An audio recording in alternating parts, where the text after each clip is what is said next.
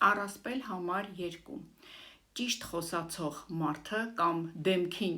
ինչպես մենք ենք ասում, ժողովուրդն է ասում, ճպացնող մարդը մեծ սիրտ ունի և նա երբեք քո հետևից չի բամբասի։ Սուտ է։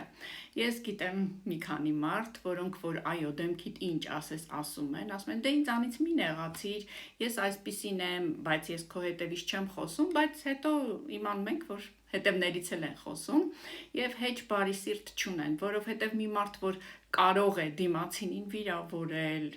քողարկելով ես ճիշտ եմ խոսում, նշանակում է նա կարեկցանք չունի։ Ինչ կլինի, որ դու լռես, ենթադրենք մի բան դուրդ չի գալիս, եթե մարդը չի հարցնում քո կարծիքը, հեչ պարտադիր չի, որ դու իրան ասես ինչ անի կամ ինչի անա այդպիսին, այնպես որ սա ևս առասպել է, սուտ առասպել, որ եթե մարդը դեմքիդ ասում է, ուրեմն նրա սիրտը մեծ է և նա քո հետևից երբեք չի բամբասի։ Լավ օր ձեզ։